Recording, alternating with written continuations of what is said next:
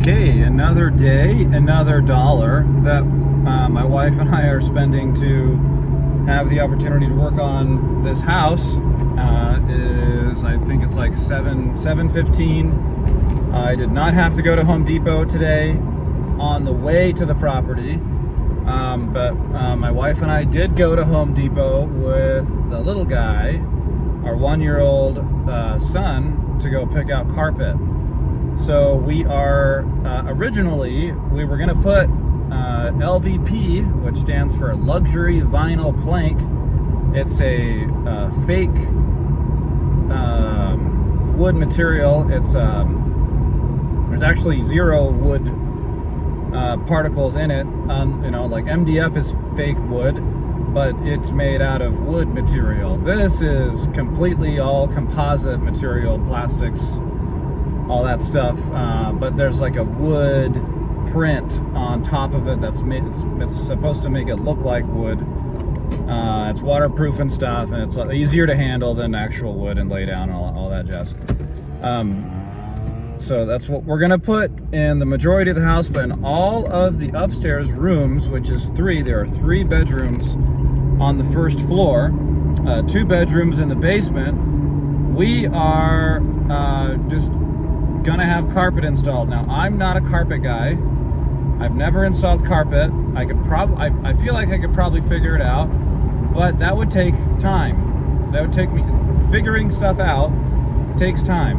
And the numbers on this house are so big that, like, money-wise, that we really need to get this thing renovated and rented out as fast as humanly possible.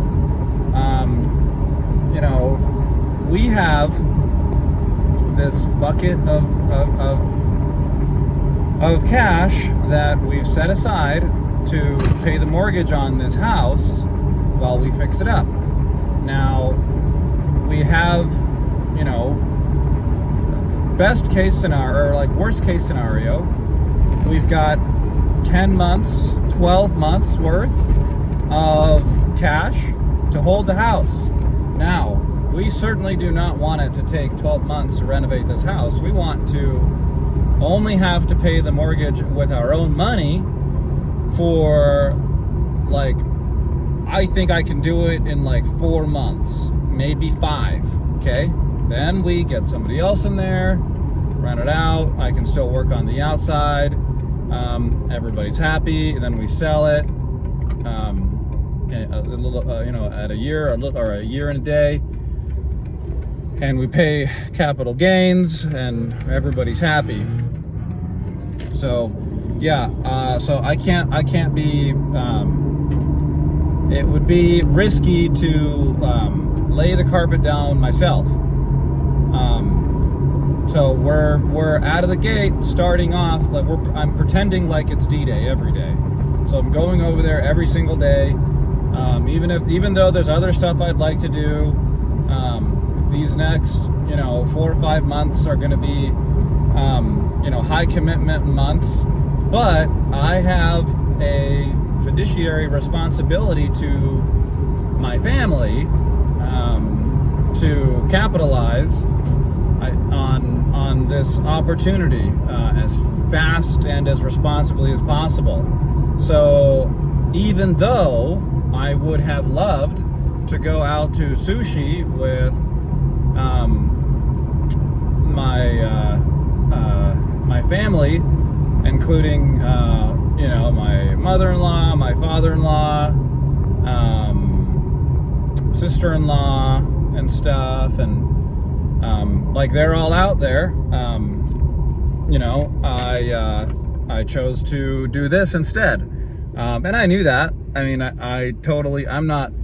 That's just. I'm honestly incredibly grateful, and I feel so fortunate to be able to have this debt. This is good debt. We are, so far, my wife and I, we are almost about $500,000, including the materials that we've purchased and the house and stuff, yeah, we're about $500,000 into debt on this investment property. So that's a lot of money. To put it into perspective, we bought our house, and by we I mean my wife bought our house. She bought it when she was in college back in 2016 or 15, 16, 17, I don't know, 10 years ago, I think. She bought that house, and it's a small house. It's a pretty small house, and I need a lot of work. That's what we do. We buy things that, nobody else wants to buy, because that's how you save money. She bought that house for $79,000. It's a 3-bedroom, 2.5 bath. I believe it's 1,600 square foot.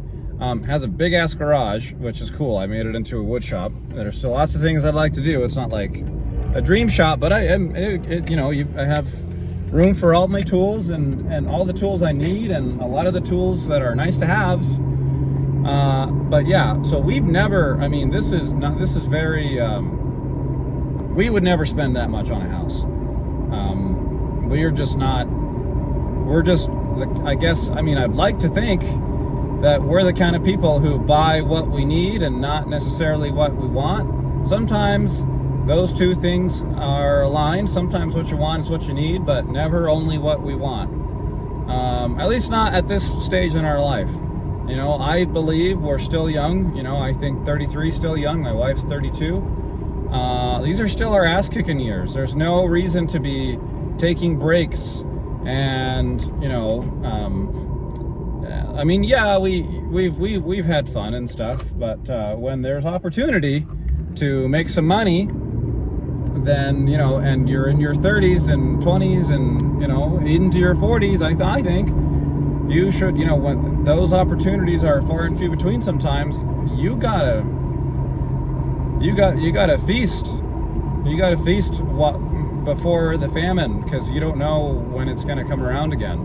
And this property in particular, the numbers were the best out of all of the property. We looked for a good 4 or 5 months for a house to buy. As soon as we paid off our first investment property, as soon as we paid it off, we were like, okay, on to the next one. Let's find the next one.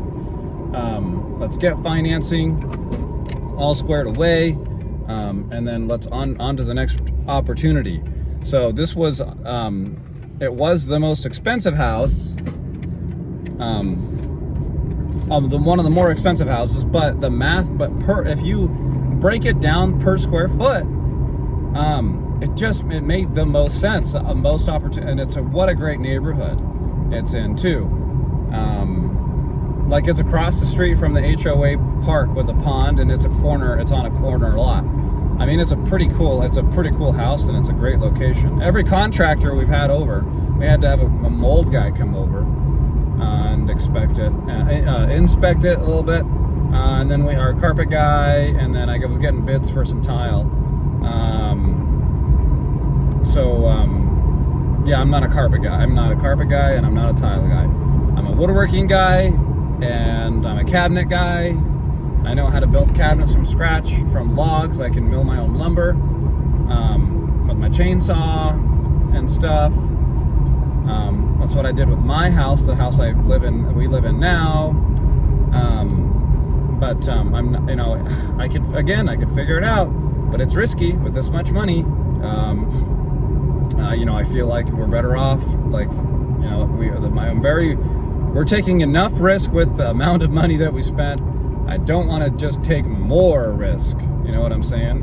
So today, the goal, I have 3 out of the 4 long pieces of skirting done cut out.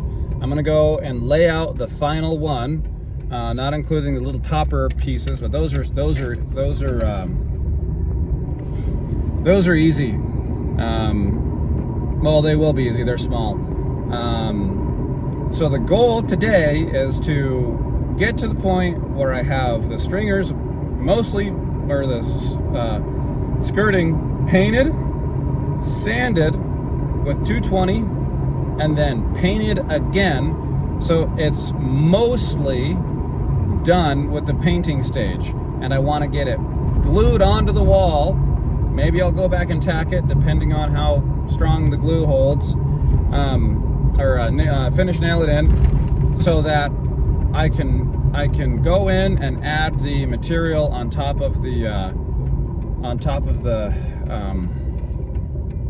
steps, the subfloor of the steps, to minimize to get rid of the gap when I put the floor finish on there.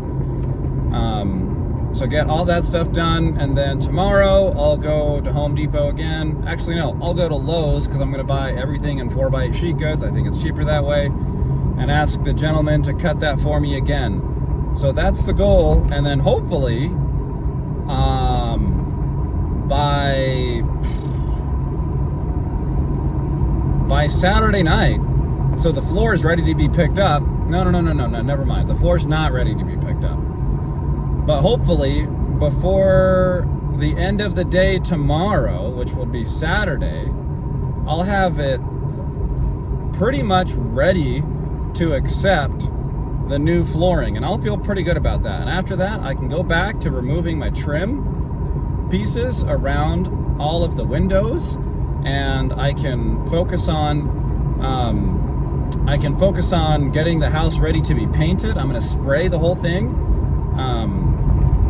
so it goes by really fast. I'm going to use a roller only when absolutely necessary. But spraying a house, man, I sprayed an 1,800 square foot house. It was the exterior, the whole thing, in 3 hours. That's all, with all 2-3 coats. Now that would have taken, with a roller, that would have taken forever. So spraying is the way to go. Anytime you can spray paint, you do it. So yep, that's the goal. We'll see if when I film tomorrow, if I met that goal. Maybe I'll film a little bit of my process over when I get there. But that's it.